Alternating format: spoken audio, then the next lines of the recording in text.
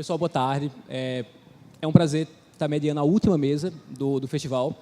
E é um prazer, em especial, conversar tanto com o Marcos Pérez quanto com a Verônica Stiger, porque os dois livros sobre os quais a gente vai falar um pouquinho, um deles, inclusive, o título eu não sei falar.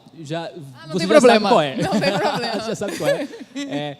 São dois livros dessa produção contemporânea que mostram o quanto a ficção contemporânea brasileira tem sido um lugar instigante.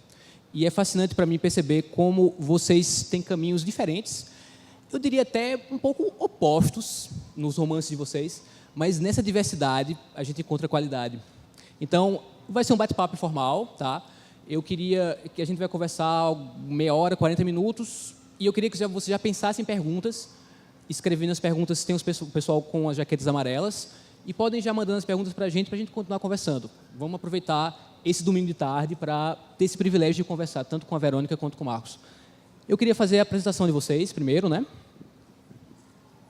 Deixa eu só achar aqui. Ok. Então, Verônica Stiger, eu não sei se o teu nome é isso, é Stiger ou Stiger? É Stiger. Stiger, já comecei errando o seu sobrenome. Não, Depois do seu título, mas tudo bem. Na verdade, o certo seria Stiger, né? Porque tá, mas eu não é vou de origem conseguir. austríaca, mas não tem porquê. Aqui Aqui no Brasil a gente diz Stiger. Tudo bem, tá. Simples. Então, Verônica Stiger, ela nasceu em Porto Alegre e ela é escritora e crítica de arte e atualmente mora em São Paulo. Ela possui doutorado em Teoria e Crítica de Arte pela USP e pós-doutorado em Roma. Se eu entendi, é uma parceria entre uma instituição de Roma, o MAC e a Unicamp. Não é isso? Não. São 3 pós-doutorados diferentes. São 3. Tá, ok. A gente conversa um pouco sobre essa parte acadêmica também. Ela coordena o curso de Criação Literária da Academia Internacional de Cinema e leciona nas pós-graduações em História da Arte e em Fotografia da FAP. Entre seus livros publicados estão Os Anões, que é bem bacana, Delírio de Damasco e o premiado Opsani Sviata. Consegui acertar. Tá, ótimo. Okay, ótimo. E ela tem livros publicados em Portugal e na Argentina. E aqui no outro lado do corner nós temos o Marcos Pérez. Marcos Pérez nasceu em Maringá, onde atualmente vive, e pelo seu primeiro livro, O Evangelho segundo Hitler, ele recebeu o prêmio Sesc de Literatura e o prêmio São Paulo de Literatura em 2014. Lembrando também que o Opsani recebeu o prêmio São Paulo de Literatura em 2014 também. E o romance será publicado, ou já foi, em Portugal e na Espanha. A gente vai conversar um pouco, se der tempo, sobre como vocês se sentem sendo traduzidos, né, em outras línguas. E seu segundo romance, Que Fim Levou Juliana Klein, sai em 2015 pela editora Record. Então, pessoal, eu queria que, para a gente começar a conversar, eu queria que vocês apresentassem os romances de vocês, do que se trata o Evangelho segundo Hitler, do que se trata Opsani Sviata. E eu queria que, como a primeira apresentação fosse pelo título, porque eu acho que, nos últimos anos, os títulos dos livros de vocês são os títulos mais peculiares que eu já encontrei na literatura contemporânea, publicados nos últimos anos. Eu queria que, então, vocês me explicassem por que esses títulos, e eu queria que vocês falassem um pouco, apresentassem o livro. Eu queria que Verônica começasse. Tá bom. Então vamos lá. Tentarei ser sintética, né? Porque eu sou a rainha de ficar falando demais, né? Mas, como você me pede para começar pelo título, então eu vou começar pela história de onde veio a ideia de fazer esse livro, né? Então, como o Cristiano apresentou aqui, né, então eu tenho uma vida, deu para perceber que eu tenho uma vida dupla, né, de escritora e pesquisadora, né? Então, eu estava num desses pós-doutorados pesquisando 2 artistas, um polonês, que se chama Roman Opałka, de origem polonesa, né, que se chama Roman Opałka, daí eu roubei o nome para o protagonista, né, e uma artista brasileira chamada Maria Martins. E principalmente no caso dessa artista brasileira, uma série que se passa na Amazônia, né? Então eu andava entre Polônia e Amazônia, né? Eram meus universos que eu estava com os quais eu estava convivendo numa determinada época. E aí meu marido, que está sentado aqui, um dia pergunta para mim, vendo eu ali entrando, não sei se vocês lembram do falecido Orkut, né? Tinham comunidades e coisa e tal. Aí eu entrei na comunidade dos poloneses para poder entender algumas coisas da obra do Opałka. E aí o Eduardo, vendo tudo isso, ele diz assim para mim, por que tu não escreve um romance que comece na Polônia e termine na Amazônia, né? E foi aí que eu achei ótima a ideia. Eu disse, vou fazer isso, né? Vou começar então a escrever um romance que começa na Polônia e termina na Amazônia, né? Mas é muito bonita a ideia, esse mote, né? Que tal fazer um romance assim, né? Mas falta todo o resto, a história, né? Que era, de cara eu imaginei que eu queria fazer um romance, né? Pela proposta dele, um romance que tivesse esse deslocamento da Polônia até a Amazônia, né? Mas aí eu tinha que decidir uma série de coisas a partir daí, né? De como é que seria feito esse deslocamento, por exemplo. Em que época esse livro se passaria, né? As minhas pesquisas me jogavam mais lá para metade do século XX, né? E como é que aconteceria? Então, de início, eu já queria fazer um livro que fosse que se passasse durante a viagem, né? Então, que eu tivesse um protagonista, eu acho que em função justamente do Opałka, que eu já tinha um nome roubado, então eu já tinha, né, um protagonista nominado, eu decidi de início que seria um homem que se deslocaria da Polônia até o Brasil. Então, como eu queria que isso se passasse na viagem, eu acabei deslocando no tempo também. E aí larguei, como ele vinha da Polônia, às vésperas da Segunda Guerra Mundial, né? Então, é um polonês que se desloca da Polônia às vésperas da Segunda Guerra Mundial, né? E aí vem, claro, de trem até... vai de trem até a Alemanha, né? De onde saíam os navios, né? Hamburgo, principalmente. E aí, depois de Hamburgo até o Brasil. E no Brasil, claro, especificamente a Amazônia, né? Então, eu já tinha, claro, o trajeto, mas faltava a história. Assim, o que ia fazer com que esse personagem, esse Opałka, né, viesse ao Brasil? E aí, nisso foram se passando alguns anos, até que um dia eu pensei que seria interessante... seria interessante não, eu tive essa ideia de fazer com que ele voltasse em função de um filho que ele tivesse tido, porque eu já tinha imaginado também que essa seria uma viagem de volta, não uma viagem a primeira vez, né? Eu estou saindo da Polônia para ir para o Brasil, mas não, uma viagem em que ele retornasse para a Amazônia, né? Então, isso eram umas coisas que eu já tinha decidido. E aí eu tinha que pensar assim, mas o que o traria à Amazônia, né? E aí eu decidi que seria, então, né, um dia eu tive essa ideia de que um filho, ele descobre que tem um filho, que esse filho está muito doente, e esse filho pede para conhecer o pai, né? Então, aí, resumindo o livro começa por aí, né? Ele começa com as cartas do filho. Com as cartas, não, é uma carta do filho, né, a carta do médico, apresentando a carta do filho, dizendo que está encaminhando a carta do filho para o Opałka, e esse filho pedindo para conhecer o pai, né? Então, o livro é isso, é a história de um polonês, o Opałka, um homem de mais ou menos uns 60 anos, que volta ao Brasil para conhecer um filho que ele não conhecia, né? E aí, no trajeto, ele conhece uma série de outros personagens, né? E logo no início da viagem, ele conhece um personagem que se chama Bop, né? Que eu roubei o nome de outro artista, né? Artista que entende de uma maneira geral, que inclui escritor, músico, etc., que eu estudava na época, que é o Raul Bop, né? Então, mas roubei só o nome, o meu Bop não tem, fisicamente não tem a ver com o Raul Bop, tanto que ele é só chamado por Bop, né? Então, ele conhece logo de início essa pessoa que teria mais ou menos a idade do filho dele e que é uma figura, né? Um viajante, e que diz, não, eu vou te acompanhar nessa viagem, né? Então, então o livro todo se dá nesse deslocamento. E o título, que eu disse que eu ia contar a história por causa do título. Por que o título, né? O título também é um roubo, uma apropriação, né? O escritor, eu acho que é um dos maiores ladrões que eu conheço, né? Essa figura que se apropria de tudo, que rouba tudo, né? Roubei isso também, que era o nome de uma das séries desse artista polonês que eu estudava, né? Se chamava Obszarny Świata. E justamente eu tinha entrado nesses grupos do Orkut, etc., para tentar descobrir o que significava isso, né? O que significava esse Obszarny Świata? Foi fuçando, descobri que significa descrição do mundo e que é a maneira como eles traduzem o livro do Marco Polo para o polonês, né? Aquele livro que aqui no Brasil se chama o livro das viagens ou o livro das maravilhas, né? Depende da tradução. E aí, então, por isso, tinha tudo a ver com esse livro que eu queria fazer, que era um livro de viagens, né? E aí, por que também o título em polonês? Porque eu pensei o seguinte,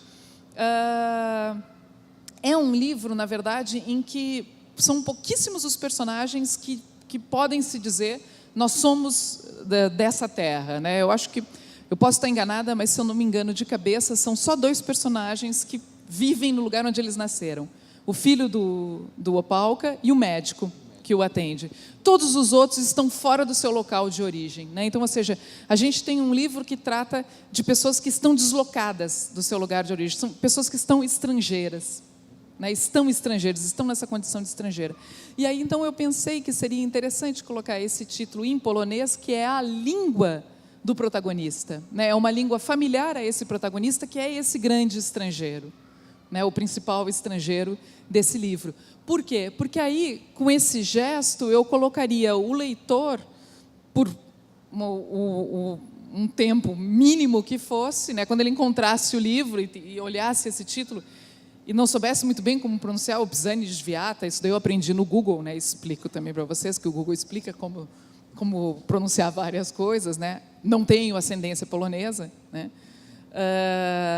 Então, eu queria que o leitor, em algum momento, ele se deparasse com o livro e ele, mesmo que fosse um tempo curto, ele também se colocasse se sentisse estrangeiro, como o protagonista, né? Então, Verônica, antes de eu passar a palavra para o Marcos, você toparia ler um trecho do seu romance? Sim, pode ser. E eu esqueci de te pedir também, não sei se você trouxe seu livro, mas eu trouxe para você aqui. Se você quiser já dar uma olhada, algum trecho para a gente ler. Tá, que trecho? Eu gosto muito do começo do teu livro, porque eu acho aquela coisa dos limões, da instrução que o filho manda para o pai, porque eu acho... A gente vai conversar um pouco sobre isso, tem um link entre vocês do humor, mas eu não vou dar spoilers agora, não. Mas eu gosto muito desse começo, mas também fica à vontade do que você acha legal. Então eu vou no começo. Pulei a carta. Eu que começo ou o Marcos? Não, você. Eu mesmo. Ah, tá. Então vamos adiante. Para aí. Posso pegar os óculos? Dá tempo, temos tempo. Eu não vou enxergar.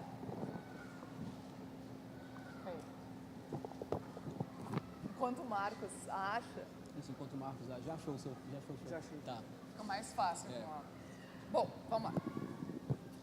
Então, como eu disse, tem as cartas, né? Então, depois das cartas tem essa... Aquelas fala fora do microfone. Tem essa parte aqui, que é uma parte contada em terceira pessoa, né? Então, o capítulo se chama How to be Happy in Warsaw. O tipo era atarracado, braços e pernas como pequenas toras. O rosto, redondo, circundado por grossos fios de cabelos castanho escuros, cortados na forma de um capacete. Um estranho corte de cabelo que acentuava ainda mais a rotundez da face. A parte inferior da barriga protuberante não se contia dentro da camisa vermelho-sangue. Saltava para fora por baixo e pelas aberturas entre os botões, produzidas pela pressão do corpo roliço sob a justeza do tecido. De magriço, o tipo só tinha o bigode, fino, longo e com as pontas levemente viradas para o alto. Não era moda e nem chegaria a sê-lo, mas era assim que ele gostava de usá-lo. Embora fizesse calor naquele mês de agosto, trazia sobre a camisa vermelho-sangue e a calça clara de linho um longo quimono de seda espalhafatosamente estampado que, de tão comprido, arrastava no chão e levava consigo poeira, areia, pedrinhas e toda sorte de detritos que porventura encontrasse pelo caminho. Levava com esforço 4 malas de tamanhos diferentes, 2 em cada uma das mãos e 2 debaixo dos braços troncudos. Ao ver Opalka sentado num dos bancos da estação, lendo compenetrado o jornal, sorriu feliz. Acelerou o passinho, tropeçou na barra do quimono e se espatifou no chão a apenas alguns passos do banco.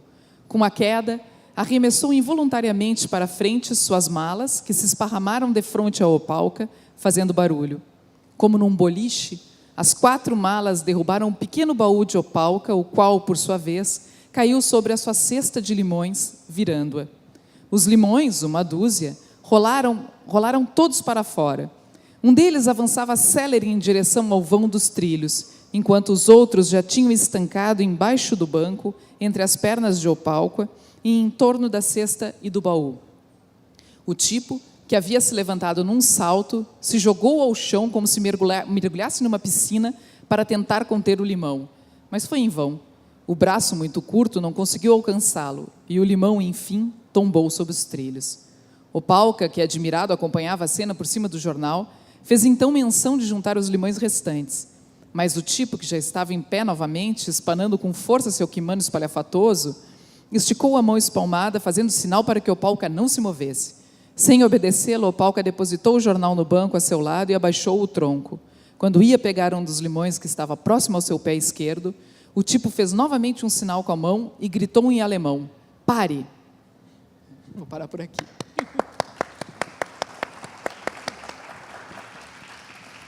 Marcos, eu quero dar um depoimento em relação ao seu livro. Eu fui comprar seu livro na livraria da Vila do bairro Genópolis, lá em São Paulo. E aí, quando eu fui pagar, algumas pessoas ficavam olhando para mim e olhando para o título do seu livro e olhando para mim com uma cara meio estranha. Então Você por isso era que eu fiquei nazista. Eles Você é um achavam que nazista. Enfim, estou brincando, mas eu queria muito que você falasse então do seu livro, tá? Apresentasse seu livro e claro, começasse um pouco sobre o teu título, assim, como você chegou a isso. Bom, eu vou, para chegar também no título como a Verônica, eu vou fazer uma explanação aqui. Eu acho que eu sou um erro de percurso. Ao contrário da Verônica, eu não tenho uma formação literária, assim, a minha formação acadêmica não é na parte de literatura. Eu sou formado em Direito e no Direito já era visto como um excluído, assim, um marginal. Também não, enquanto as pessoas liam o tempo que durava determinado processo ou determinado recurso no processo civil, eu estudava as refutações do tempo de Borges. Então, assim, eu era aquele sujeito que ficava no canto, que as pessoas olhavam e falavam: esse vai dar errado, que ele não está estudando, está fazendo outra, está vendo besteira, está estudando Dostoiévski, está lendo Borges, Garcia Marques. Então, eu acho que ser marginal ao que se faz, eu já era acostumado com isso. E sempre fui um leitor.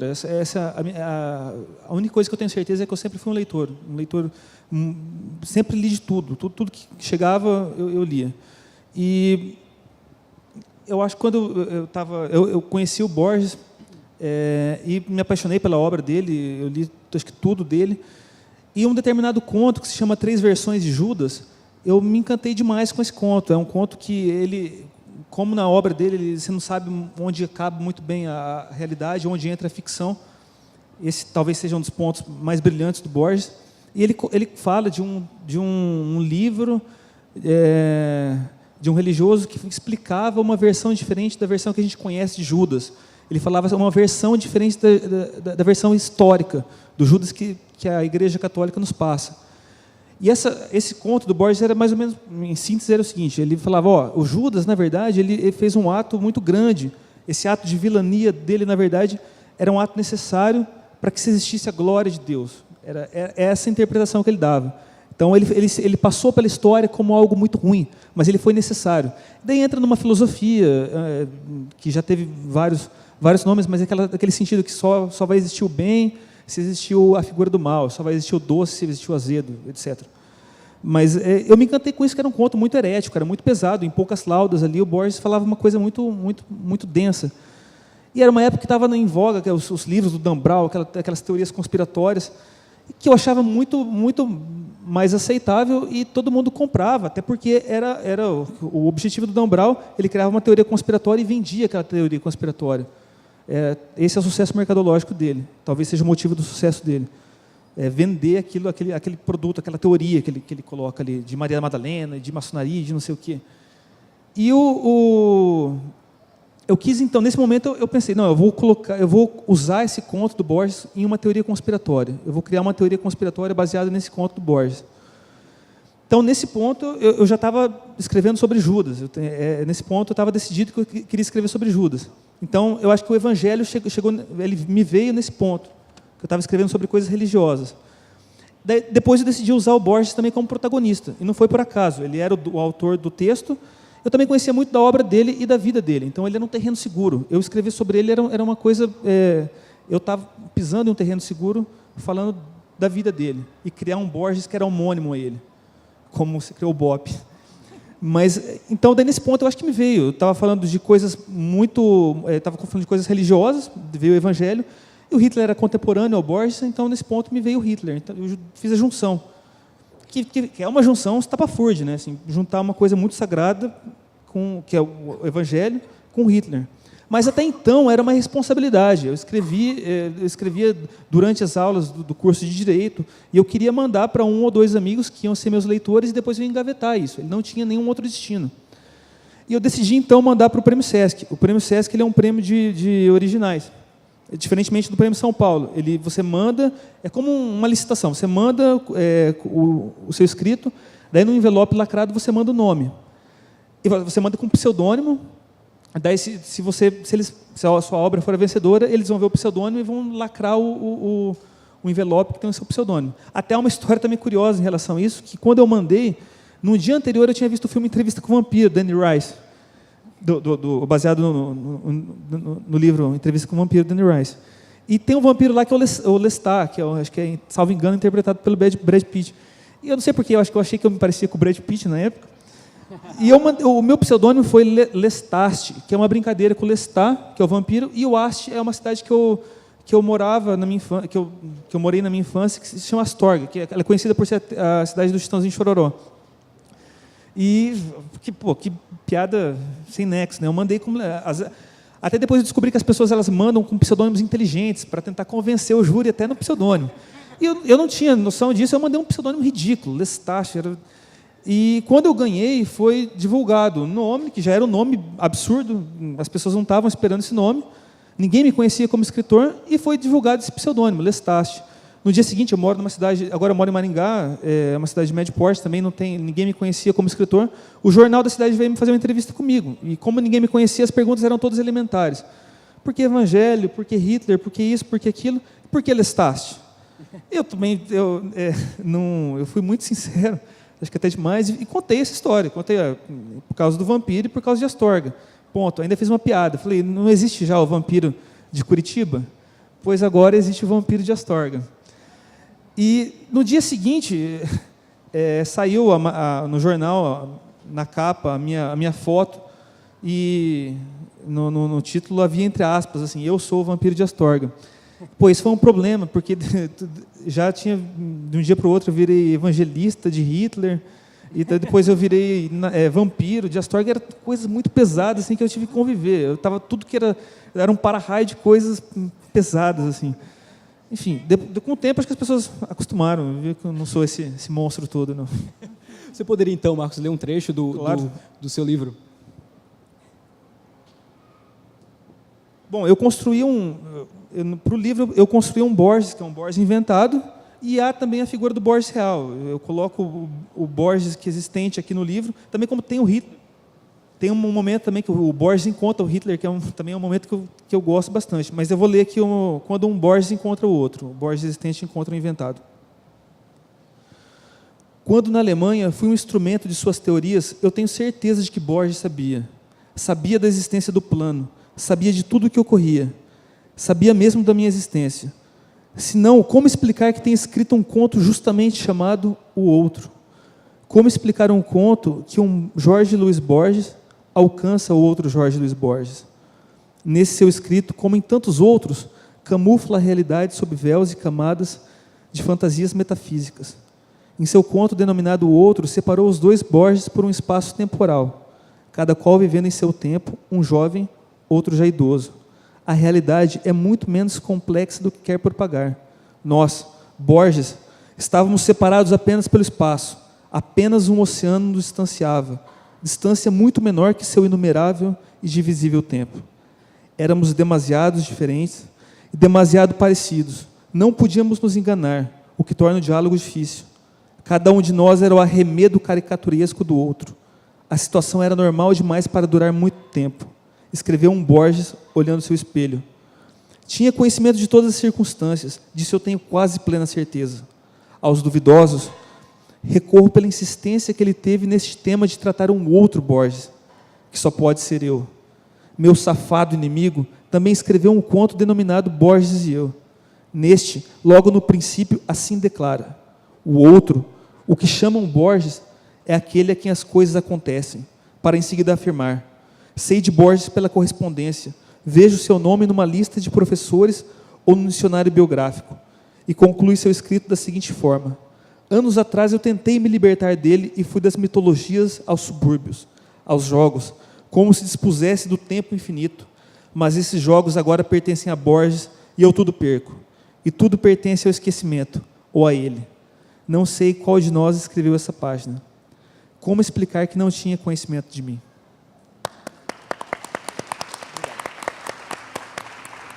Eu queria agora, então, pegar o gancho. Eu falei que eu considerava que os livros de vocês tinham caminhos diferentes, mas, na verdade, também há coisas em comuns. Tá? Uma das coisas é que vocês trabalham com presenças literárias fortes dentro da obra de vocês.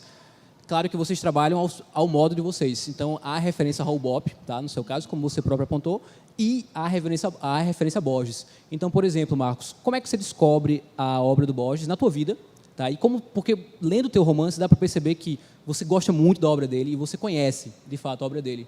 Eu queria que você falasse um pouco para a gente da tua relação com o Borges. E, no caso de você, Verônica, eu queria que você falasse um pouco do Raul Bopp, da tua relação com o Raul Bopp. Você falou que já pesquisou a obra do Raul Bopp, e de como esse Raul Bopp que está aqui é e não é. Por exemplo, ele é um pouco chato no começo do livro. Ele é um pouco... não sei, pentelha um pouco as pessoas. Ele é literalmente um mala.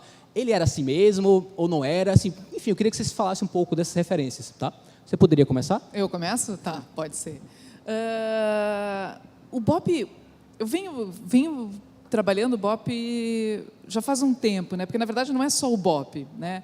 Eu me interesso assim sobre todo aquele período do modernismo brasileiro, né? Então eu comecei estudando no doutorado a mesma época na Europa, né? O modernismo europeu, né? Então autores como Schwitters, Marcel Duchamp, né? Etc. E aí então depois a minha ideia era nas pesquisas posteriores estudar esse mesmo período no Brasil, né? Então o que significava? Significava pegar o modernismo brasileiro, né? Então aí estudando aquela galera que vocês conhecem, né? Oswald de Andrade, Mário de Andrade, Raul Bopp, que é uma das figuras que eu mais gosto, né? Que me parece sempre um nome um pouco mais marginal, mais esquecido, né? E eu tenho fascinação por essas figuras que são mais marginais, né? Então não é à toa também que eu vou estudar essa escultora brasileira chamada Maria Martins, né? Ou também um artista plástico brasileiro que é o Flávio de Carvalho, né? Que também são figuras mais marginais, né? Mas marginais em que sentido? Que nem sempre eles entram nessas narrativas oficiais a respeito desse modernismo brasileiro, né? Então o Bopp entrou nessa, né, no meio desse estudo maior, né? E principalmente quando eu me aprofundei nesse estudo da Maria Martins sobre a Amazônia, porque o Bopp tem um longo poema sobre a Amazônia, que é o poema mais conhecido dele, que é o Cobra Norato, né? Então a partir disso eu fui ler Bopp, estudar Bopp, e o Bopp era uma figuraça, né? O Bopp era essa figura, não sei se era uma mala, né? Porque o meu eu exagero aqui, tanto que eu digo, ele não tem nada a ver, tanto que o Raul Bopp ele é gaúcho, né? Não foi por isso, né, também que eu fui estudar, né? Foi uma coincidência, ele era gaúcho, então de ascendência alemã, então imagina, era alto, tinha um jeito de alemão, né? O meu Bopp não, como eu descrevi aqui para vocês, era baixinho, atarracado, né, moreno, cabelo castanho escuro, etc, né? Então já dá para ver que fisicamente não é o mesmo, tanto que ele não se chama Raul. A gente não sabe qual é o primeiro nome dele, né? Ele só se apresenta como Bopp. Né, mas é um viajante, porque o Bopp era um viajante, o Raul Bopp, o poeta, era um viajante, né? Então ele viajava, adoro ler aqueles livros em que o Bopp começa a falar das viagens, né, dele e tal, coisa e tal. Para ter uma ideia, o Bopp fez direito também, né? E aí ele decidiu estudar em mais de uma cidade. Né, ele começa estudando no Rio Grande do Sul, se eu não me engano, né? Depois vai para, estou confirmando com o Eduardo, depois vai para o Rio de Janeiro e termina em Belém. Passa por Recife e termina em Belém, imagina que fantástico, uma época que dava para fazer isso, né? Montando o curso. Então, ou seja, ele é viajante, até quando ele está estudando, ele vai viajando e conhecendo esses lugares. E assim, de repente, ele sai pelo mundo, né?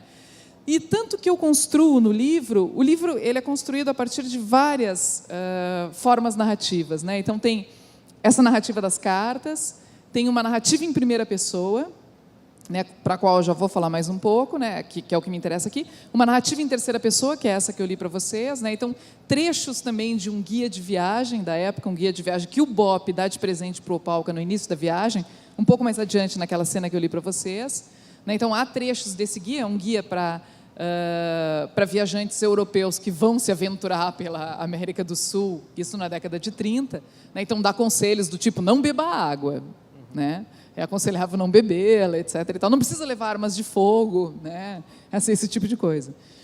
E essa narrativa em primeira pessoa, eu imaginei que ela fosse, eu queria que o leitor imaginasse que fosse um diário do Opalka. Ele é uma espécie desse diário de Opalka.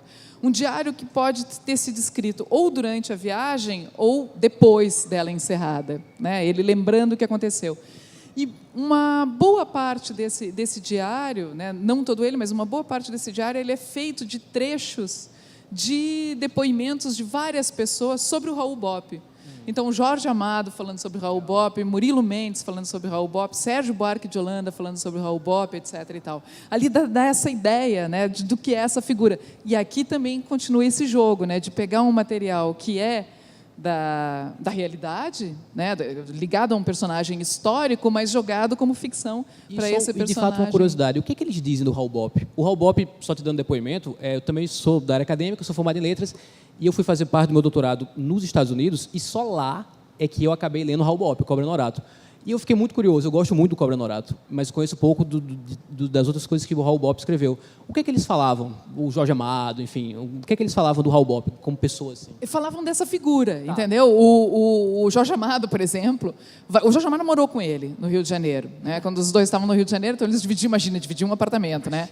E aí o Jorge Amado dizia assim, de vez em quando as pessoas chegam para mim e perguntam, ele fala, né? Esse Raul Bopp é como um Pedro Malas Artes, né? Essa figura lendária, etc. e tal. Aí ele diz assim, as pessoas vêm perguntar para mim quem é esse Raul Bopp, porque elas acham que ele não existe, né? Dada todas as aventuras que ele faz, né? Todas as aventuras que ele contava, as viagens que ele fazia, etc. e tal, né? Então tem muito isso. O Murilo Mendes também chama atenção para isso, né? Desse Raul Bopp viajante, desse Raul Bopp que enfrenta a cobra grande, sabe? Então eles começam a fazer algumas brincadeiras nesse sentido, mas lembrando também principalmente dessa figura que viaja, que não consegue parar, né, que tem bicho carpinteiro no corpo, né, etc. Marcos, e aí, como é que é a sua vida com Borges? Bom, ele está sempre na cabeceira, assim, ele é uma leitura recorrente. Eu costumo reler. Agora eu acho que eu peguei um pouco de distância, porque ele me exigiu muito, então desde a publicação do Evangelho ele está um pouco mais distante. Mas ele surgiu pela obra eu cheguei ao Borges pelo Humberto Eco, pelo livro Um Pedro de Foucault, que também foi uma das referências do Evangelho. O Pedro de Foucault também é o livro que Humberto Eco ele coloca milhões de teorias conspiratórias, ele faz um enorme castelo de areia, para depois, né, no final, é quase um anticlímax. Ele fala, eu quero que vocês, leitores, olhem isso como um castelo de areia. Eu não quero que vocês comprem isso. E não por acaso, depois, quando ele foi entrevistado, o entrevistador perguntou para ele o que ele achava do Dan Brown. Ele disse, o Dan Brown parece um personagem que eu inventei.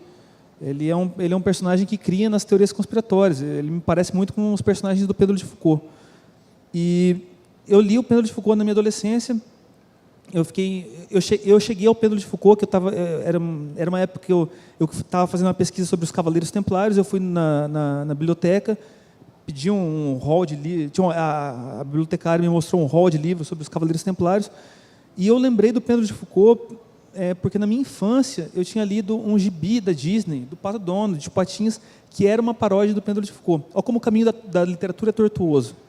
Então, eu cheguei, o ponto inicial dessa jornada é o Pato Donald, de Tio Patinhas, e o ponto final é o Borges e o Evangelho. E o Pedro de Foucault foi uma literatura que me impressionou muito, muito. E dentre muitas coisas que ele falava ali, ele falava do Borges. O personagem, em determinado ponto, ele vem para o Brasil, ele mora em Salvador, ele faz ele pesquisa o sincretismo religioso de Salvador. E quando ele pesquisa mais coisas, ele fala do Borges, fala do Jorge Amado também, mas ele fala muito do Jorge Luiz Borges. Daí eu falei, comprar o livro desse maluco argentino aí, desse rival nosso, né? E muita gente até me perguntou, por que eu escrevi sobre o Borges e não escrevi sobre o Machado? Como se essa rivalidade tem que... Se você fosse um escritor menos brasileiro, que escrevia sobre o Borges. Ela vai além da cancha de futebol, né? Você precisa alimentar essa rivalidade, que não tem sentido, né? Na literatura... eu acho que não existe isso. Enfim. Mas daí eu cheguei ao Borges pelo Humberto Eco, anteriormente pelo Tio Patinhas, e me apaixonei pela obra, justamente essa questão de você não saber onde acaba a ficção, onde começa a ficção, onde termina a realidade. Ele era muito erudito, ele colocava muitas referências assim, não conhecidas da grande parte dos leitores, e de repente ele inseria ali sua literatura, sua ficção, sua fantasia. Daí quando eu decidi criar o Borges, o meu Borges ele é um personagem ressentido. Ele por um acaso também ele acaba se chamando Jorge Luiz Borges, o nome dele ia ser outro, na última hora a mãe dele decide mudar o nome, o sobrenome, e ele vira um Jorge Luiz Borges. Depois ele descobre que há um Jorge Luiz Borges tem o mesmo nome, a mesma data de nascimento, mesmo país, eles moravam na Argentina, e ele fica ressentido com isso, ele tenta superar o Borges existente, não consegue, ele sempre fica a sombra, e depois de algum tempo, quando eu já lançado o Evangelho, já tinha criado toda a psicologia do meu personagem, mais de uma entrevista já as pessoas me perguntaram, quando você criou esse Borges, você pensou em você? E eu acho que assim, conscientemente não, talvez tenha sido alguma coisa inconsciente, como se eu também me sentisse ressentido, fosse uma coisa um pouco meio freudiana, e aquela relação que você tem com um escritor que você admira muito, que é um negócio um pouco de amor e ódio, você tem muito amor pela literatura dele, mas em um determinado ponto você quer ter sua voz própria e você quer passar ele para frente. Talvez até exista isso e eu não percebi na hora de escrever. Mas, enfim, o meu personagem, o meu Borges, ele é ressentido. Ele é um personagem menor que o Borges existente e ele tenta superar ele de todas as maneiras. Quando ele é raptado pela seita alemã e já está na Alemanha, as pessoas confundem ele com o outro Borges, ele precisa encampar isso. Daí ele tenta se passar pelo outro Borges, porque se ele não passar, ele é assassinado cruelmente. Então, a gente falou dessa convergência, ou uma das características nas quais os dois romances de vocês dialogam de alguma forma, mas eu acho que a estrutura dos romances de vocês são bem diferentes. Tá? Então, no teu caso, Verônica, como você mesmo apontou, no teu romance cabe tudo. Tem carta, tem publicidade, rascunhos, tem diário, tem depoimentos, tem primeira, terceira pessoa. O teu romance tem essa estrutura mais fragmentada, mais experimental. Ele poderia ser um romance modernista, digamos assim. Não, e aqui não há nada negativo dizendo que o teu trabalho é anacrônico, não. A gente sente isso, né? Então eu queria que você comentasse um pouco como você chegou nessa estrutura do teu romance. E no teu caso, Pérez, também é um pouco diferente. Eu sinto que teu trabalho está com o pé no folhetim, e aqui é um elogio. Eu sinto que às vezes você termina teus capítulos com um gancho mesmo. Você dialoga com a literatura policial, você dialoga com o fantástico. A tua estrutura narrativa é mais linear, mais tradicional, comparado com o romance da Verônica. Eu queria que também você falasse um pouco como é que você chegou ao teu modo de contar teu romance. Você poderia começar, então? Sim, posso. Só antes que eu me esqueça, que você comenta, poderia ser um romance modernista, e eu, claro, já disse toda a influência, todo o jogo que eu tinha em relação a isso, só para chamar a atenção que uma das resenhas que sai sobre o livro, escrita pelo Alexandre Nodari, né, é uma resenha que foi publicada na internet, ele chama atenção para isso, ele vai dizer que é o último romance modernista. Eu acho bem divertido, né? Não fico nem um pouco ofendida, né, com esse tipo de coisa, é proposital. Né? Tanto que, lá pelas tantas, o Opalka encontra um caderno de anotações do filho, né? E o filho tem uma anotação que eu acho que, pelo menos o início é um resumo do livro, né? Que ele diz assim, fazer um livro antigo, um livro de viagens com páginas que se desdobram. Né? Então, eu sempre imaginei essa parte que ele encontraria esse caderno do Opalka, que de alguma forma, uma parte daquelas anotações diz a respeito do próprio livro. Né? Então, fazer um livro antigo, um livro de viagens com páginas que se desdobram. Né? Então, a minha ideia era essa, fazer esse livro antigo. Né? Então, desde que eu comecei a ter a ideia que eu contei para vocês, de onde é que veio, etc. e tal, que ia ser de viagem, piriri pararó, né? Tudo aquilo que eu falei, não vou repetir. Né? Mas aí eu imaginava um livro fragmentado, né? Um livro que, já que ele vai se dar nessa viagem, que ele fosse se dando em episódios. Né? Então, ele é marcado por uma série de episódios, né? No navio, primeiro no trem, depois no navio e depois na chegada no Brasil. Né? Para mim, ele é dividido nesses três momentos, não há essa divisão, né? Mas eu lembro quando eu comecei a trabalhar a estrutura do livro, para mim, eu pensava ele a partir dessas divisões. Né? Então, ele não só é fragmentado nesse sentido, que ele vai se dando por episódios, ele vai montando essa história, né? Como também eu queria que ele tivesse... Ele tem uma série de vozes, né, como eu já chamei a atenção de vocês, e ele também tem todos esses outros elementos que o Cristiano chamou a atenção, que são publicidade, postais, né, porque, claro, quando eu inventei de passar a história lá na década de 30, né, eu pensei assim, que lindo, né, tudo muito bonito, maravilhoso, vai ser num navio, eu disse, ótimo, maravilha.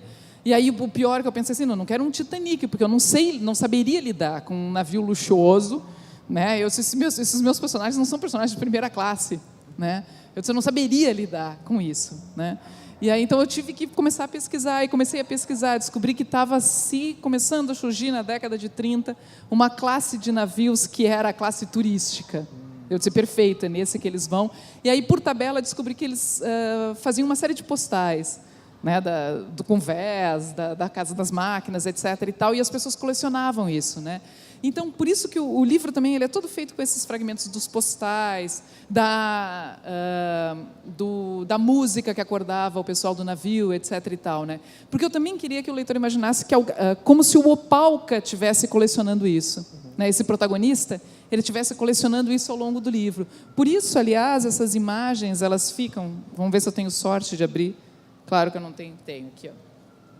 Por isso que elas ficam, não sei se dá para ver, bem no centro do livro, né? Como se, porque quando a gente guarda alguma coisa dentro, a gente está numa viagem, digamos que a gente está lendo, e ele estava lendo, né, o guia de viagem que ele recebe do BOP, no mínimo esse, né, ele fosse guardando esses recortes, né, ao longo da viagem, seja recortes de jornal, etc. e tal, né, ou mesmo esses de publicidades ou esses postais, né, como se ele fosse guardando ao longo do livro, né? Então isso não é ilustrativo, ele faz parte dessa composição do livro, né? E é ele, porque em nenhum momento do livro ele diz, olha, esse livro se passa, né, às vésperas da Segunda Guerra Mundial. Não, também essa informação ela vai sendo dada ao longo do livro, né? E ela vai sendo montada também por isso, né? Por essas pequenas indicações. E, né? por exemplo, uma curiosidade, você mostrou agora essa peça publicitária no teu livro. É.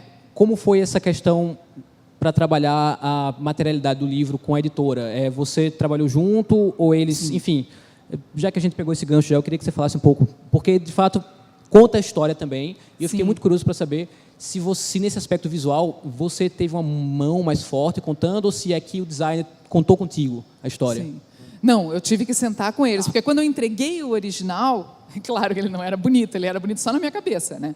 Mas ele já vinha com a organização, essa organização. Então eu já tinha pensado as cartas, já tinha pensado, né, de que ordem ele ia ter, e já vinham também os anúncios, né, na ordem em que eles deveriam estar, né? Então eu entreguei o original assim para eles, mas explicando, né? O livro é todo ilustrado com isso, etc. e tal, porque tem esse funcionamento, como eu falei para vocês. E aí, normalmente, a gente sempre... Porque não é só esse livro, né, que eu penso também, o livro em si, né, que para mim é muito importante pensar o próprio livro, né, o livro, a matéria livro, né, não só o texto, mas a maneira como ele vai se relacionar com o formato mesmo, esse objeto. Né? Os Anões, por exemplo, que é um livro meu de 2010, eu queria que ele fosse pequenininho, atarracado, né? Que fosse um anão.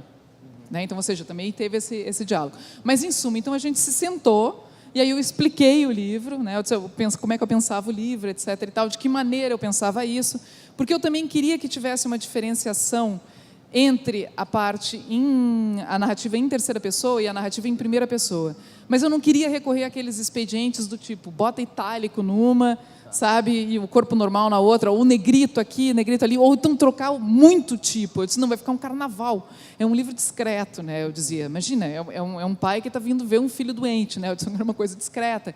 Eu disse, quem sabe a gente faz essas mudanças com mudanças de cor. Por isso que ele também é colorido, né? Então, a parte de diário, ela vem nessa cor, né? Esse que eu imagino um diário, essa em primeira pessoa, vem nessa cor. A narrativa em terceira pessoa vem assim, né? E assim ele vai sendo todo montado também. A parte dos anúncios ou desses recortes dos postais vem em cobre, chique, né? Aí, claro, as cores aí foi a editora que vai começando a pensar, né? O início do livro, por exemplo, né?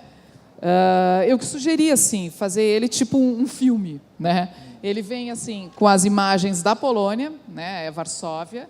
Vem as imagens de Varsóvia, né? Aí vem a carta, uma primeira carta do médico dizendo, não dá muita, estou mandando a carta do seu filho, etc. e tal, ele estava mal, não dá muita, dá um desconto para algumas coisas que ele fala, né? Claro que ele não diz assim, mas aí vem a carta do filho, e aí eu pensei, né, tipo filme, e vem os créditos, né? E aí quando eles me mandaram, eu disse, vem assim, tipo os créditos. Aí vem o nome do livro e o meu nome. E aí quando a editora apresentou assim bem grande, eu adorei, né? Então é um nome bem grande do livro, meu nome bem grandão, assim, né? Então aparece bem grande e aí ele, digamos assim, começa, né? Então é como se tivesse, sabe aqueles filmes que vem uma coisa antes, aí depois, aí vem as epígrafes, aí que vão vir as epígrafes, aí vem a narrativa e aí começa o livro, né? Então ele tem esse encadeamento. E aí tem a outra parte que eu não mostrei para vocês. Aí tem desse azul mais escuro, que são as partes que eu disse que vem do guia, né, do guia de viagem, como aqui, por exemplo, aquela da arma. Não há necessidade de levar armas de qualquer tipo, nem mesmo as de fogo. Aliás, convém evitá-las, né? Então, esse tipo de dicas que se tinha, assim como também tem algumas coisas que são, aqui, os postais que eu falei para vocês, dos navios, dessa série de navios que é classe turística, né? que vem falando o cardápio, né? Tinha o cardápio, tinha uma série de coisas. Aqui também eu me lembro, essa aqui é curiosa, que eu peguei do guia de viagem, que é uma propaganda da Antártica, né? In Brazil, the best beer, né? Aí a Antártica. Ardous Antártica, né? Uma propaganda da Antártica, né? Que eu me lembro que eu levei essa, porque a propaganda estava no guia, a propaganda da época, etc. e tal. Me lembro que até que o pessoal, aí, a gente vai ter que pedir autorização. Eu disse, não, a gente vai ter que pedir patrocínio. Né? Exatamente. Merchandising, como na sair. mesa de manhã. A gente estava falando sobre novelas. Nas novelas tem merchandising, deveria ter tido aqui também. Exatamente, né? Patrocínio. Pois então é tudo montado dessa maneira e, obviamente, eu sentei com eles porque eu queria, né, que tivesse esse encaminhamento. Então, já tinha a ordem certa, não é uma ordem qualquer, ela tem uma lógica, né? Ela vai num crescendo, as coisas vão sendo montadas, né? Esses fragmentos, eles não vêm ao acaso, né? O fragmento, ele também ajuda a contar, como eu disse, ele ajuda a contar a história, né? E no seu caso, Marcos? Bom, só para entrar num gancho aí, como no caso é um merchandise da Ambev. Sim, eu também acho. E dividir com os amigos depois. Mas no meu caso, eu também fiquei com muito... mencionou em relação à autorização. Eu tive também... O Borges, ele existiu e a esposa dele ainda está viva e ela é muito controladora com a obra dele. Então, há casos de processos da esposa do Borges com escritores que mencionaram o nome dele ou que colocaram a obra dele em alguma coisa. Então, desde o princípio, esse é um receio muito presente, de a qualquer momento chegar uma cartinha e falar: a senhora Maria Kodama está processando o senhor por uso indevido da obra do Borges, porque o senhor colocou Borges como precursor do nazismo. E na Argentina eu acabei conhecendo um escritor que foi processado por ela. É um processo criminal e ele morre de medo desse processo. Ele tem medo de um dia pisar o pé na rua e a polícia argentina prender ele por ter colocado... Por favor. Pois Essa eu é Glória, também acho, eu ia dizer Verdade. isso para ele. Exato. Ele vai estar preso, mas vai tirou vender as na Polônia. palavras da minha boca. Eu ia comentar Ele vai estar preso, mas vai estar exatamente rico.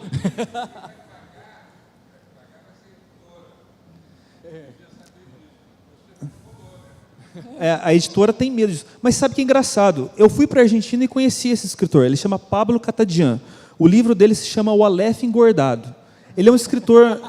É verdade. Ele é um escritor bem... ele é de vanguarda lá. Verdade. Não, a obra... Esse livro, O Aleph Engordado, é o seguinte. É o Aleph com algumas palavras... Ele acresceu algumas palavras no texto original do Borges. E só que ele não fez com o intuito de lucro, nada. Ele tinha uma editora, a editora era dele, ele imprimiu 500 exemplares e distribuiu. Então ele não vendeu, ele não quis não foi nada, não foi uma usurpação. Assim, ele fez isso porque ele era de vanguarda e quis brincar com o Borges. Daí, quando a Maria Kodama processou, ele ficou conhecido na América Latina inteira como a pessoa que estava sendo processada pela Maria Kodama. E quando eu fui conversar com ele, eu falei: cara, fala real para mim, se você fez isso de propósito, você buscou esse processo. Ele falou: não, eu morro de medo, eu tenho medo de ser preso, o processo é criminal. Eu acho que todo dia que eu vou pisar na rua, a polícia vai me prender. Eu não tenho nem esse problema, eu vou virar que nem o Maluf, eu só não vou poder pisar na Argentina, porque se for um processo criminal, eu só não vou poder pisar no país, né? Mas eu queria voltar um pouco ao teu livro, no sentido de aquela pergunta de como é que você chegou na estrutura dele, na linguagem dele. Pois eu estou falando outra coisa já, né? Não, mas está ótimo. Falando besteira. O Aleph engordado tá legal, mas queria Qual voltar era a pergunta? Eu não lembro. Tá, só você falasse um pouco como é que você criou teu livro, no sentido de como é que você encontrou tua linguagem. Ah, claro. Esse pé no folhetim, esse pé na literatura policial, sim, enfim. E foi perspicaz isso porque eu busquei uma coisa de folhetim mesmo. Eu acho que o tema ele pedia isso. Quando eu decidi escrever sobre uma teoria conspiratória, eu acho que para ficar chamativo, para ficar assim aquela coisa de literatura comercial mesmo, eu quis fazer num formato de capítulos curtos, aquela coisa do gancho no final, do leitor aquela coisa de novela, do cara querer ver o que vai acontecer, até chegar no final. Então, eu no conteúdo eu queria buscar uma coisa que seria mais rebuscada. Eu busquei o meu modelo Não quero parecer pretensioso, mas era o modelo do Humberto Eco, de falar uma teoria, de criar um castelo de areia e de pedir que o leitor olhasse com um olhar crítico tudo aquilo. Não era o modelo de vender a teoria como o Dan Brown, mas no conteúdo, na forma, eu estruturei o romance como um romance de folhetim. Então, até por isso eu pesquisei, eu li tudo que era feito, estava sendo feito na época de folhetim, para tentar fazer para ver como que era o formato, o tamanho dos capítulos. Então, foi proposital isso. E por isso eu sofri assim, alguns problemas, que o livro, em determinados pontos, ele parece que está em cima do muro. Ele não se sabe se ele quer ser uma literatura mais séria ou uma literatura de folhetim. Mas isso eu acho legal. Sim. Eu acho que é uma das grandes qualidades do seu livro, inclusive. É isso, esse em cima do muro. Então, eu acredito, depois eu percebi que algumas pessoas falam assim, mas o que você quis dizer com isso? É uma coisa... Porque assim, eu tive muitos leitores, por exemplo, adolescentes, que falavam assim, pô, esse livro é legal, parece os livros do Dan Brown. Eu falei assim, pô, legal. Aí eu queria te perguntar isso. Você, na hora que estava... O teu livro tem várias reviravoltas, tem uma questão com esoterismo, né, e é bem interessante. Mas você teve medo de virar um Dan Brown? Não. Teve uma coisa assim, cara, eu acho que eu estou aqui, estou indo demais para o que eu queria. Não sei, teve isso ou não? Não. Eu queria fazer uma crítica. O intuito era fazer uma crítica. E também não porque eu sabia que eu não ia voltar ao tema. Eu não quero ser um escritor de teorias conspiratórias. O próximo vai ser um policial. E também não vou ser um escritor policial. Eu visito alguns temas que eu acho que eu posso jogar uma luz sobre aquilo, mas em nenhum momento eu pensei. Mas alguns leitores do Dan Brown viram a obra dele no meu livro. Então, para esse tipo de leitor, esse era o elogio, só que em um ponto ele fala assim, só que em determinado ponto ele fica rebuscado demais. E eu recebi daí, de outro lado, críticas de gente mais velha falando, pô, esse livro é legal, é uma crítica, mas em determinado ponto ele parece Dan Brown. Então, a crítica de um era o elogio de outro. Entendeu? Era conflitante isso. E parece, às vezes, que ele não se definiu para onde seguir. Mas foi a intenção, foi proposital isso. Em relação, a gente falou um pouco da materialidade do livro da Verônica, eu queria te perguntar, você teve alguma intervenção em relação a essa capa? Eu vi uma entrevista tua em que você dizia que nunca tinha imaginado que seu nome um dia apareceria ao lado de uma suástica. Sim, pois é. Teve alguma relação, assim, digamos, com a tua capa? Você interferiu na capa de alguma forma? Era aquela coisa, eu não era um escritor, eu era um leitor que gostava de escrever, que brincava de escrever. E quando veio tudo foi muito corrido. Saiu o nome do livro, eu brinco que eu saí do armário assim, em grande estilo, saí dando voadora do armário. Eu digo que eu saí do armário porque eu me revelei como escritor. Até então eu não era escritor, nem minha mãe me conhecia, sabia que eu escrevia. Ela achava que eu estava trancado no quarto fazendo outra coisa, eu acho. Queria... pois não, continua. Saiu o título do livro, daí a editora já em seguida me mandou a capa, eu vi essa capa vermelho sangue, esse Hitler gigante, a suástica, eu falei, isso vai gerar um problema maior. E foi nesse ponto que eu decidi inserir um prefácio, que hoje eu até me arrependo, eu acho que não foi necessário, eu acho que ele poderia ser retirado, na edição de Portugal eu tirei. Mas o prefácio era uma justificativa minha, dizendo que eu não era, assim, que foi uma brincadeira, e que eu não era nazista, não era ateu, não era nada disso. Mas eu não era nem medo pessoal, eu senti um receio pela minha família, pelo avô, pela avó, os amigos do avô chegando e falando assim, você viu que seu filho escreveu um evangelho de Hitler, aquele nazista maldito? Mas hoje eu me arrependo, eu acho que não é necessário. O livro em si, ele tem que se explicar. Se o livro não consegue se explicar, qualquer justificativa, eu acho que é inútil, né? Mas eu acho que a capa é muito chamativa. No começo eu tive medo. Eu gosto muito dela hoje, eu acho que ela chamou muita atenção. Eu queria já daqui a pouco abrir para as perguntas, eu já recebi 2, e aí quem tiver já ainda mais perguntas, levanta a mão, né, entrega para o pessoal com a jaqueta amarela, não é isso? Eu queria fazer uma última pergunta, eu tenho outras, claro, vocês não vão sair ainda aqui de agora, mas eu vou fazer minha última pergunta e já começar a trabalhar com as perguntas do público. A pergunta, na verdade, é o tema da mesa, tá? O Prêmio São Paulo. E eu queria que vocês falassem um pouco da experiência de terem sido premiados pelo Prêmio São Paulo e, na verdade, terem sido premiados em si. E eu queria perguntar para vocês, há um medo do dia seguinte? Cara, agora eu tenho esses prêmios. Há um medo do dia seguinte, após o prêmio? Há uma pressão nova que vocês sentem? E é interessante também perceber que você já tem, Verônica, uma carreira bem consolidada e bem legal. Marcos tinha uma carreira mais underground, como contista, você publicou em sites, e você ficou conhecido pelo grande público com o Prêmio Sesc e com o Prêmio São Paulo também. Eu queria que você falasse um pouco dessa experiência de terem sido premiados. Se tem esse peso, né? Mas tem esse Eu acho que peso e o que muda também, assim, além do fato de estar nessa mesa agora chamada Prêmio São Paulo. Ah, muda a conta bancária. tudo, né? Ah, não, a conta bancária. A conta bancária muda, é uma alegria. Ah, é né? verdade. Mesmo com os descontos, a gente fica bem feliz né, com o prêmio. Acho que é o que dá a maior alegria, né, Marcos? Com toda certeza. Nossa. Né?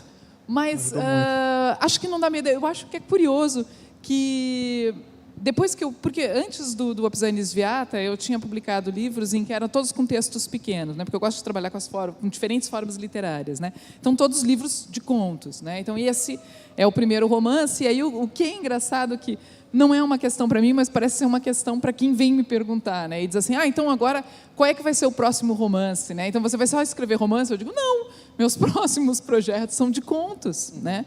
Tanto que eu já tenho um livro na editora que está pronto, né? Que a gente tem que ainda se reunir para acertar a data de lançamento, talvez ainda esse ano, né? Eu espero que sim, que é um livro de contos. Quer dizer, eu chamo de contos, porque na verdade são 3 textos: um conto propriamente dito, um poema e uma peça de teatro, né? E aí um outro livro que eu estou trabalhando também é um livro de contos, né? Então, que se chama Sombrio Ermo Turvo, né? Então é um livro também que eu estou trabalhando contos que tem um pouco essa atmosfera do título, Sombrio Ermo Turvo, que é uma placa famosa para quem pegava BR-101, né, entre Rio Grande do Sul e Santa Catarina, são 3 cidades lá, né? Então a placa dá lá, Sombrio Ermo Turvo, né? São 3 cidades que ficam muito próximas uma da outra, né?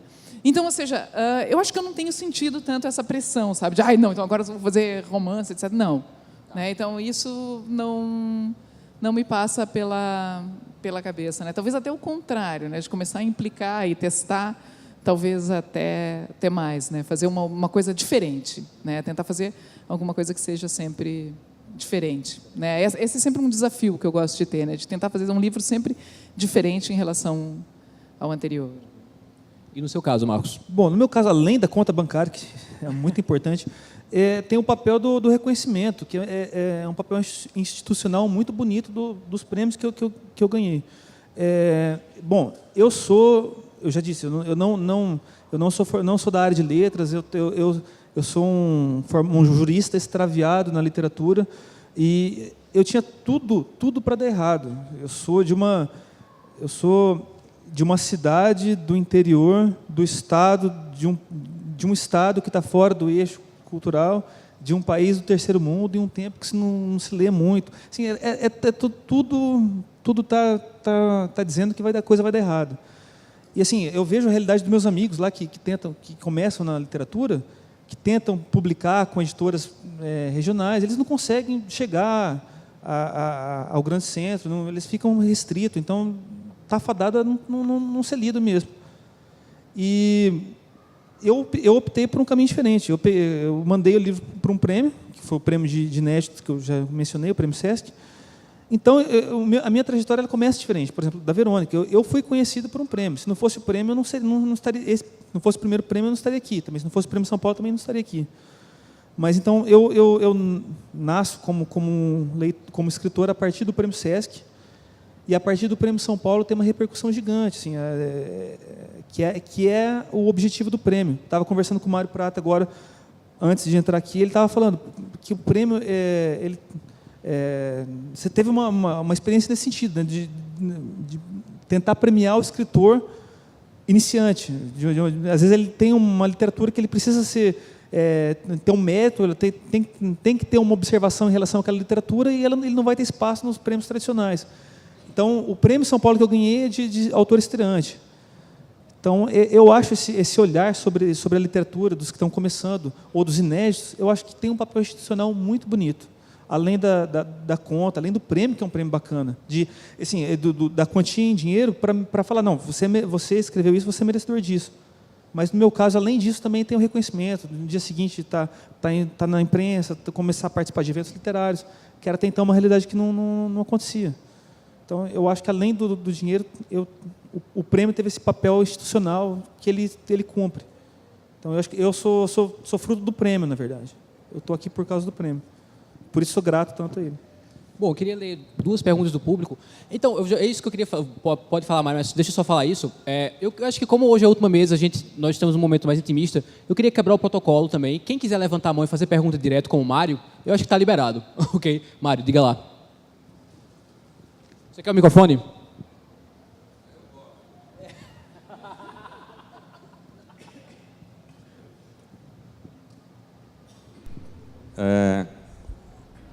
Bom, eu já fiz a minha palestra à tarde, então quem não viu, de manhã. Não, eu estava conversando com ele o seguinte, ano passado, há 2 anos, eu fui pré-júri do Portugal. Hã? Portugal Telecom. E eles não mandam os livros para a gente. Eram 250 livros, eu sou muito cu de ferro, eu fui na internet procurar o autor aqui, e descobri um autor descobri que ele era de Juiz de Fora, e eu gostei do título, que era O Homem que Não Sabia Contar Histórias.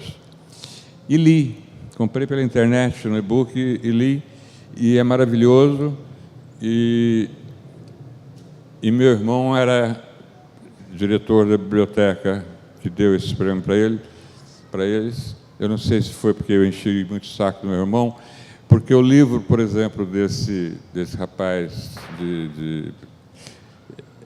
é que eu recebo muito, por ser escritor, muitos livros, e alguns bons. Só que, como ele falou, o livro publicado no estado pequeno, ele vai ficar lá, não adianta, pode ser uma obra-prima. Mas, às vezes, mesmo publicado por uma editora grande, o autor não tem nome, a livraria já pede 3 exemplares. E não fica ali, fica lá atrás. Então, eu sempre batalhei. Você viu que eu estava indo dormir no hotel, quando você falou que você ia conversar com eles, eu vim para cá, porque eu queria conhecê-los.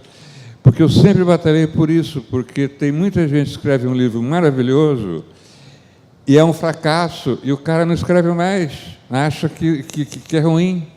Então, com esse prêmio de vocês, eu acho que está abrindo uma brecha no Brasil, para pessoas como vocês dois, são os primeiros, né, de ser lido. E aí, se não vender, é problema de vocês, é porque vocês não mereciam ganhar. Mas que ele vai ser exposto, ele está sendo exposto, além da grana que vocês ganharam dinheiro, que eu morri de inveja, né? Que é bem poupuda. É isso, enfim, eu deixei de dormir para vir conhecer vocês aqui. E o teu livro eu não vou ler, porque você contou ele inteiro. Não, tem um monte de você coisa. Você contou ele inteiro, mostrou as fotos. E eu ia comprar os 2 livros. Quando eu vi as capas, eu falei, o Leonel me mandou, que é meu irmão, diretor da biblioteca lá.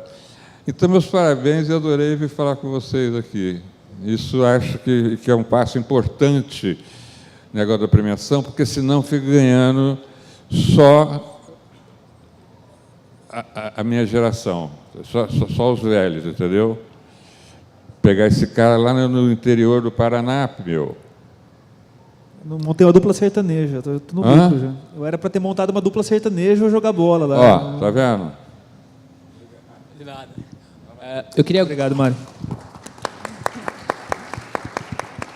Eu queria, então, ler uma pergunta para vocês dois. A pergunta. Levando em conta que todo texto tem intenção, tá? Qual foi a intenção de vocês durante a produção dos seus livros premiados? Que intenção guiou vocês? Os leitores, de certo modo, ou críticos literários, estão procurando algum tipo de livro? Aqui a pergunta colocou tipo entre parênteses, talvez algum estilo, algum gênero, enfim, não sei. Vai, Marcos, Vai, deixar Marcos. você começar. Bom, a minha intenção era muito simples, era mostrar para um amigo e engavetar. Era só essa. Eu realmente não tinha pretensão. E quando eu mandei, não é clichê, não pensava em ganhar, eu realmente não pensava. Pô, um negócio chamado Evangelho segundo Hitler deve ser a primeira coisa que eles eliminam. Um prêmio como, assim, um prêmio ligado ao SESC, ou São Paulo mesmo, não vai premiar um negócio desse. Por mais que seja bom o negócio, se for bom, vamos supor. Mas não vai. Então, realmente, eu pensei que não teria como. Eu só mandei para o Prêmio Sesc porque, na minha cidade, um autor mandou para o prêmio... chama Oscar Nakassato. Ele mandou para o prêmio Bem Virá, de literatura. Sim. E ele era meu amigo, eu conhecia. Ele ganhou o prêmio Bem Virá. E o livro dele foi publicado pela Bem Virá, o livro Nihonjin, que depois foi vencedor do Jabuti. Então, ele meio que virou um modelo de uma coisa que poderia ser feita, um caminho alternativo, de não mandar para uma editora local e ficar naquele círculo vicioso. Você manda na livraria local e fica restrito ao teu pequeno espaço. Então, ele foi meu modelo. Quando ele ganhou, eu falei, bom, vou tentar. Então, foi a tentativa. Então, eu não pensei em público, realmente, não pensei em crítica, se a crítica ia ser reduzida por um tal gênero, ou se o público ia gostar do gênero folhetim. Não pensei. Então, isso, agora eu penso, para o próximo livro, é uma coisa ainda nova para mim. Eu estou para lançar o segundo livro, talvez agora eu pense nisso. Mas eu não pensei. Eu não sei também se há uma procura por um gênero. A literatura é muito distinta, né? Eu mesmo não tenho um gênero, eu não quero ser qualificado por um gênero, um escritor de teorias conspiratórias ou de literatura policial. Eu realmente quero brincar com algumas coisas que eu acho que eu posso contribuir. Então, essa pergunta, realmente não sei se há uma procura por um determinado modelo. A minha intenção também era bem simples, né? E o meu livro também é que nem o do Marcos, né? Enquanto dele faz menção a Hitler, né? O Evangelho segundo Hitler, também é espinhoso. O meu é um título em polonês que é, né? Como todo mundo diz, é impronunciável, não se sabe como pronunciar, etc. e tal, né? Mas a minha intenção era simples, era querer contar essa história, né? Na verdade, era desenvolver que não é nem sugestão do Eduardo, era mais uma, sabe, era quase, puxa, perdi a palavra, não ouço daqui. Uma provocação, é isso? Uma provocação, essa era a palavra que eu estava procurando. Né? Essa provocação do Eduardo. Né? Então, eu acho que eu queria, na verdade, era mostrar que, sim, eu consigo fazer um livro que comece na Polônia e termine na Amazônia. Né? Então, era uma intenção simples, era contar essa história. E depois de montada a história, como eu falei para vocês, a ideia era simples, era contar essa história. Eu queria, então, desdobrar uma pergunta que eu tinha preparado, que você falou, olha, eu quero que o livro comece na Polônia, termine na Amazônia. Você é contista, você é escritora, mas você publicou nos últimos anos livros de contos. Houve alguma dificuldade, ou você cansou do cara, eu cansei do conto, agora é o romance? Como é que é essa transição? E você também fez contos, não é isso? Contos fantásticos, pelo que eu pesquisei, eu não li teus contos, de fato. Há diferença entre o trabalho do conto para o romance? Enfim, acho que você pode continuar. Acho que sim. Para mim teve muita diferença, porque o conto é menor, né? Obviamente bem menor do que um romance, tanto que eu pensava, né, esse como uma novela, né, que não é um romance tão grande, né, mas ele tem uma extensão um pouco menor. Mas mesmo assim é diferente. Por quê? Coisa muito simples, porque o conto, a gente teve a ideia, sabe onde é que vai chegar, etc. e tal, e como ele é pequeno, ele fica pronto muito rápido, né? Muito rápido dentro do período dele. Então, ou seja, porque a gente só vai saber se deu certo aquilo que nós imaginamos quando chega no final. Né? Então, no conto, esse final é mais rápido. No romance, é uma angústia. Né? Por exemplo, eu ia escrevendo, eu tinha imaginado, eu já sabia onde eu queria chegar, né? Então, ou seja, eu não precisava também ir escrever para saber onde é que eu ia chegar, mas não, quando eu comecei eu já sabia onde eu ia chegar, tanto que eu já tinha escrito o final, que aliás eu não mexi quando eu cheguei lá, né, porque eu sabia mesmo onde eu queria chegar, mas era aquela angústia no caminho, de ver se vai dar certo isso que eu tinha pensado. Ainda mais que eu tinha pensado ele todo fragmentado, eu queria saber, será que vai fazer sentido isso no final? E aí o problema é que esse final demora a chegar. Né, ao contrário do conto, né, que é mais rápido. Uma maratona, né? É uma maratona, é uma angústia. Eu chorava no meio do caminho, meu personagem sumiu, etc. Né, não vai dar certo. Né, mas eu acho que deu, senão eu não teria publicado. Bom, eu acho que essa metodologia é muito pessoal, né? Cada um tem realmente um jeito, um estilo.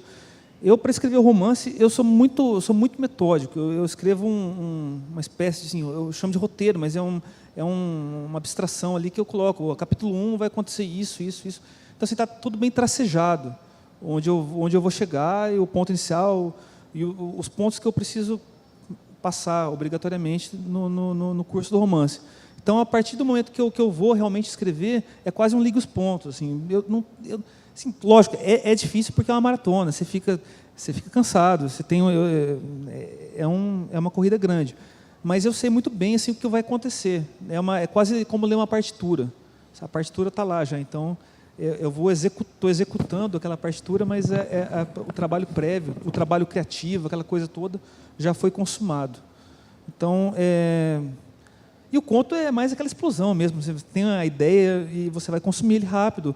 Mas a diferença fundamental para mim do conto e do romance é a própria história que vai pedir. Às vezes é uma história que pede um desdobramento maior. Por exemplo, eu não teria como escrever o Evangelho em um conto, ele não conseguiria ser formatado em um conto, porque eu preciso explicitar uma teoria, preciso viajar, fazer coisas, e eles estão inseridos em capítulos, não teria como fazer num conto. Uma coisa curiosa, meu próximo livro, ele nasceu como um conto. Há um jornal lá do Paraná que se chama Cândido, e ele tem uma seção que é para contistas, que se chama Em Busca de Curitiba. E eu queria me chamar para participar dessa sessão, e eu formatei, então, um conto para se passar lá em Curitiba. Obrigatoriamente, o conto tinha que se passar em Curitiba. Essa é a única exigência. O espaço físico tem que ser Curitiba. Então, eu formatei, eu tenho uns contos policiais, que eu sempre brinquei, sempre foi também na área da brincadeira, que se passava na minha cidade. Na verdade, ele não é um detetive, ele é um delegado, assim, muito, muito real, muito próximo. Ele está dentro, ele está inserido na estrutura da Polícia Civil, com todos os percalços que isso significa. Ele tem problema de viatura, problema de pessoal, problema disso, problema daquilo. Então, eu quis também criar uma coisa mais humanizada, com esse meu delegado, que é da 9ª SDP, lá de Maringá. E daí eu precisei transferir ele para Curitiba para eu inserir ele em um conto que se passasse em Curitiba. Só que eu tive um problema, o conto ficou grande, ficou enorme. Daí eu mandei para a revista, mas eles falaram assim, não dá para publicar, ficou muito grande, a gente vai precisar da revista inteira para fazer esse negócio. Ele ficou engavetado um tempo. Daí, de repente, por mais que eu tentasse cortar também é um problema tão grande quanto a maratona, né? Quando você quer deixar uma coisa mais enxuta, também você tem esse exercício de cortar, é quase como cortar a carne. Então, nesse momento, eu falei, eu cortei um monte de coisa e eu não conseguia deixar o conto enxuto. Então, eu falei, eu acho que esse conto, ele precisa ser, talvez ele vai ficar melhor formatado como um romance, em capítulos.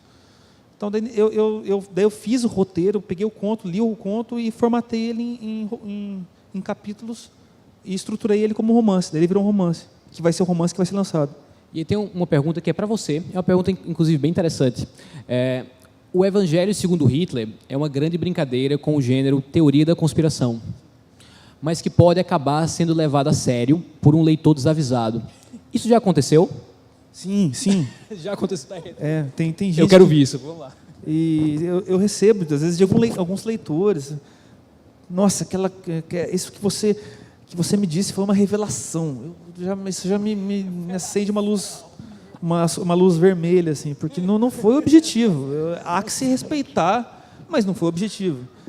Eu tenho um e-mail de um leitor que me perguntou, falou assim, quando que vai sair o Evangelho segundo Hitler 2? Eu falei, cara, que viagem. O quê? A vingança. Eu falei assim, cara, o Hitler morreu já. Isso não é spoiler, ele morre mesmo. Mas eu falei, só se for, aí vai ter que ser espírita, pô. Não tem como continuar. Acabou. A gente teria mais perguntas? Ótimo. Então, a senhora primeiro e depois você. Quer um microfone? Seguinte, Marcos, você começou falando dos 3 Judas. Eu sei que o Borges é super espiritualista. E nessa dissertação toda sua, você não mostrou o que o Evangelho quer mostrar. Se é uma crise religiosa que existe no enredo ou não? Olha, não, eu não quis... Eu adentro ao tema religião, mas ele é um tema que ele foi assim, eu explico o tema, mas eu não coloco nenhum juízo de valor. Assim, em nenhum momento... Assim, eu sei que é um tema muito delicado, são pontos muito delicados que estão juntos. Religião, nazismo, a própria idolatria, um escritor que é um personagem muito, muito importante na história da Argentina. Então, são pontos todos muito delicados.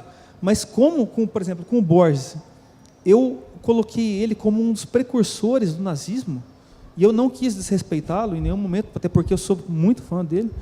Eu também, com a religião, eu não quis, assim, não foi intenção mostrar uma crise ou mostrar apontar o dedo, mostrar. É realmente o que eu coloco é uma interpretação diferente de um fato muito conhecido. Talvez o fato mais conhecido da história da religião cristã. Mas não significa que é um juízo de valor, ou que é o meu ponto de vista. Eu cresci católico, hoje não sou não exerço tanto quanto criança, mas minha família é católica, eu respeito muito. Até por isso, eu acho que eu coloquei o prefácio para me justificar um pouco, pela minha avó, que é muito católica e tudo mais. Mas em nenhum momento foi uma crítica, ou foi demonstrar uma crise ou algo nesse sentido. Não foi minha intenção. Temos então nossa última pergunta do festival. Então, quando que vai virar filme? Poxa, espero que quando o Spielberg comprar. Teríamos mais Ou quadrinhos. Quem faria... Quem faria os personagens? Quem faria? Última pergunta. Quem faria os personagens? Eu já pensei nisso. Eu quero... Que eles são... Eles são latinos, né? Eu pensei no Bernal. Eu acho que ele daria um Borges novo, assim, pô, elegante, né? Ricardo Darín, não, que está em todos os filmes argentinos. Chega do Darín, né, gente? Mas o Darín, pô, chama um Oscar. Sim, não é. Não, o Darín, eu concordo. Agora, eu queria muito que eu tenha a personagem feminina. Isso eu deixo a critério de vocês, mas a personagem feminina, eu queria muito que fosse a Penélope Cruz. Aí é uma coisa quase pessoal. Pessoal, então, muito obrigado, tá? Muito obrigado, Marcos. Muito obrigado, Verônica. Uma salva de palmas para os nossos convidados.